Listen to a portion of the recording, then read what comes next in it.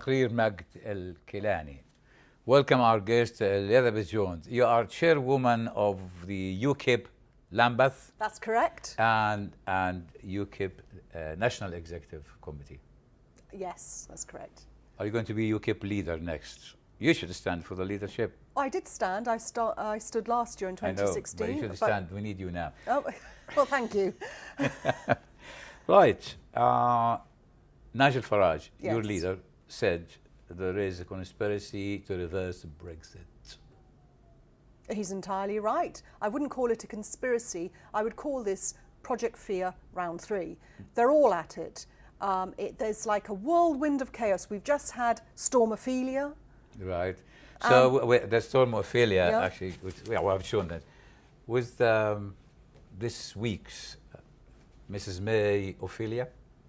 I wouldn't say she was Ophelia, no. As a storm, I mean, she had her Ophelia. I would say that would be giving her too much dramatic status. Right.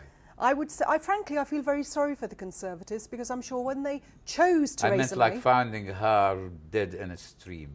Again, that's too dramatic. I don't think we'd find her cowering somewhere in a cardboard box, hiding away from everyone. She did badly at Prime Minister questions this week. Well, does she ever do a good job at well, it's the other one who does a bad job. Does she ever do a good job? No. And so the wheeling out Hillary Clinton to Project Fear, and then she attacks your boss, former boss, Nigel Farage. Well, quite remarkable, really. I find Hillary Clinton quite remarkable because one thing you notice, she's always photographed on her own. And let's not forget, she and Bill remain a married power couple. She is still married to Bill Clinton. Bill Clinton is still head of the Clinton Foundation, the foundation which did not return the Harvey Weinstein donation. And Bill Clinton also received funds from Harvey Weinstein during the course of his Monica Lewinsky trial. Okay, I don't want to go into legal. No, we won't go to legal. But I'm saying okay, there was the sort of accusation of corruption. Yes, but for sure. I'm not accusing them. No one needs to hear from Hillary Clinton anymore. Right. She lost twice. She lost against Obama. She lost against Trump. But she actually is blaming Nigel Farage. She's blaming everyone but herself. Well, she would, wouldn't she? But she's lost twice in the past. She and democracy are not friends. The electorate doesn't like her. They're not interested in her. Neither am I. And neither are many of the students at Swansea University who are booing her and calling her a fascist when she turned up there this week in order to open the law school. But Nigel Farage also, in his show, I think on Tuesday evening, was saying the world establishment, and he mentioned, speaking of power couples, to him, Tony Blair, and the Organization of Economic Development, everyone coming out now. Is there a genuine attempt to reverse Brexit? Of course there is. Of course there is. I mean, look, you just touched on it then, the Organisation for Economic Cooperation and Development based in Paris. The UK government pays them, what, £10 million per annum? EU gives them vast amounts of money. And what have they said? They have said that Brexit will be as bad for Britain as the Blitz. Right. Incredible, absolutely incredible. But they were wrong before the they're always wrong. I mean, all this is about is that these people in these highly paid public sector jobs feel that they are no longer getting deferred to by we, the taxpayer. They are worried that soon the focus will be on their very highly paid jobs and whether they continue to be necessary. And they're worried also about losing control. And this Brexit vote has given them the heebie-jeebies, and they are very, very, very scared. Perhaps they should join Boris behind the bushes to take a break. نذهب إلى استراحة قصيرة. ابقوا معنا.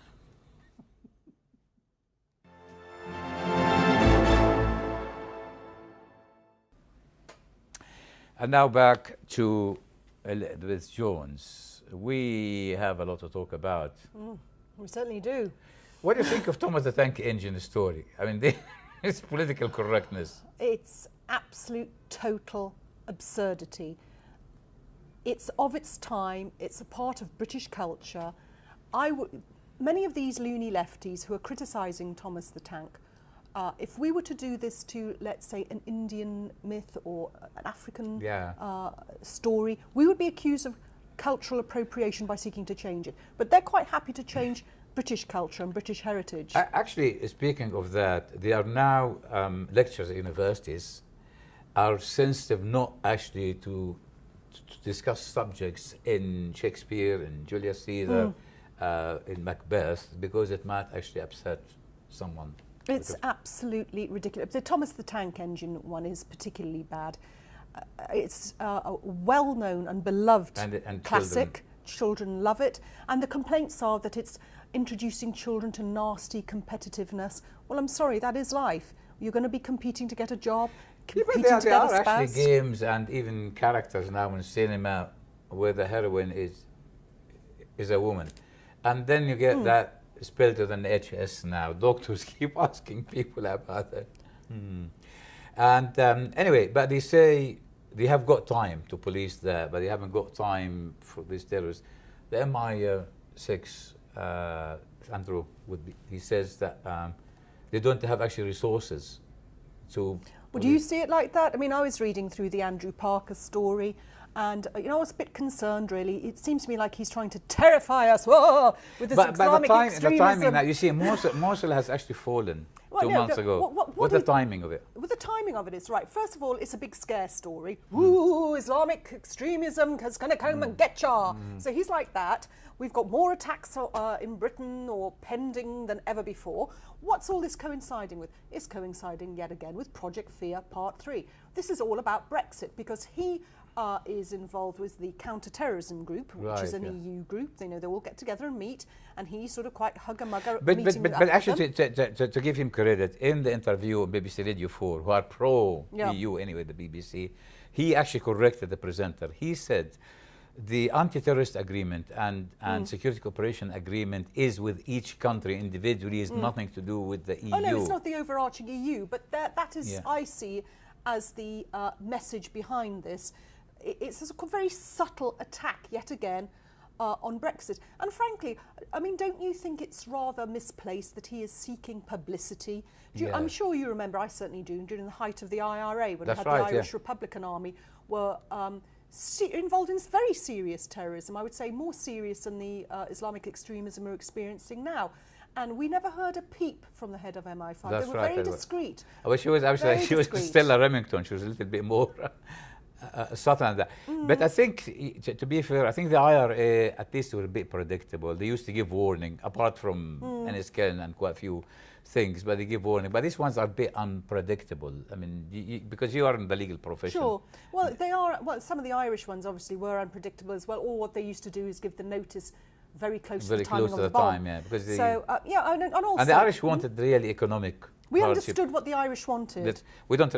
We don't know what the Islamic extremists want. And also, I mean, it's a clash of resources. I mean, I work in Fulham, round the corner from me. There was a recent stabbing. Some poor young 20-year-old boy was stabbed to death. Now, it seems to me that the police aren't getting the resources either. So who does get the resources? I forgot to ask you, as a lawyer, actually, the police now are saying they're not going to investigate someone broken into or an old lady being mugged or a car is broken into and so on.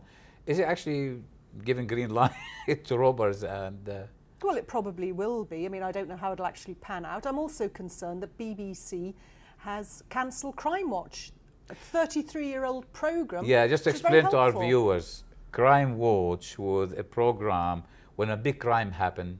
People go on the BBC, half-an-hour program, reconstruct the scene, and then ask for help, and people come and help. Yeah, but is it to do with viewers or again misplacing resources?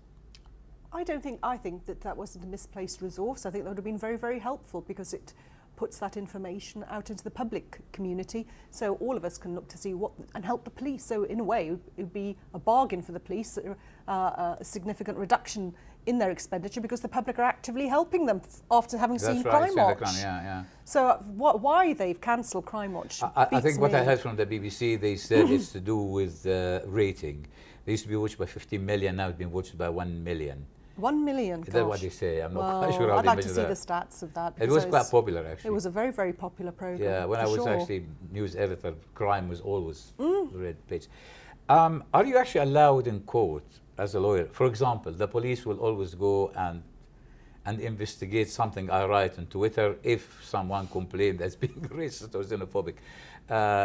Are you allowed in court as a lawyer to raise something that the police were misplacing its resources, or only up to the judge? Well, it's not really relevant. The relevancy will be, has a crime been committed? Right. And the quality of evidence that's going to be presented to either say the crime has been committed or it hasn't. So that's more of a political policy issue. So it's not. No. So it's up to politicians who actually cut police resources in the first place.